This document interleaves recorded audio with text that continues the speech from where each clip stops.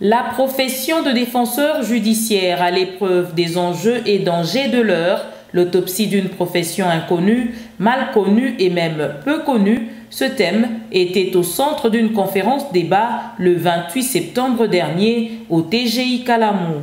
C'était à l'occasion du 40e anniversaire de l'ordonnance loi numéro 79-028 du 28 septembre 1979 qui régit la profession de défenseur judiciaire. Les participants à cette rencontre ont passé sous examen les difficultés auxquelles font face les défenseurs judiciaires. La liste, les difficultés d'ordre légal, mais aussi des menaces, le corps des défenseurs judiciaires peut être dissous par le président de la République. Nous lançons un appel à tous les défenseurs judiciaires de veiller beaucoup plus à leur conscientisation. 40 ans se sont écoulés. Aujourd'hui, nous devons voir grand et décider de notre sort commun.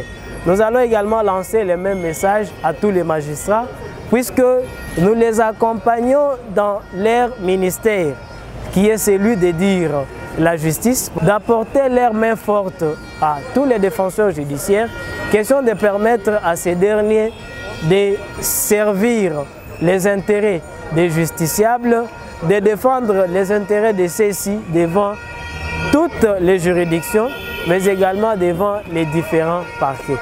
Autre point abordé au cours de cette réunion, les relations qui lient les défenseurs judiciaires aux magistrats. Il y a pratiquement sur les champs de l'exercice de la profession de défenseur judiciaire un certain rapport que l'on doit entrevoir entre un défenseur judiciaire et un magistrat, lequel rapport dans le cadre de cette intervention doit être placé non pas dans le sens de la verticalité, non pas dans le sens de la subordination, non pas dans le sens d'un organe ou d'une structure organique supérieure à une autre, mais c'est pratiquement un rapport relationnel, c'est situé sur le plan de l'horizontalité, avec comme conséquence le respect de certaines règles de l'art.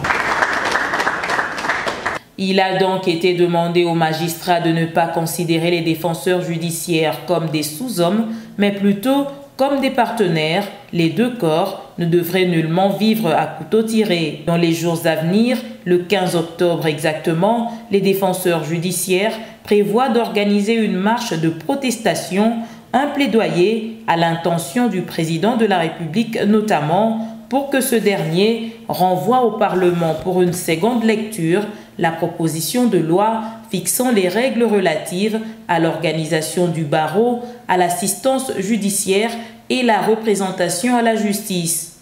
Pour les défenseurs judiciaires, cette loi est suicidaire du fait qu'elle peut provoquer leur disparition à tout moment. Dans la paix citoyenne.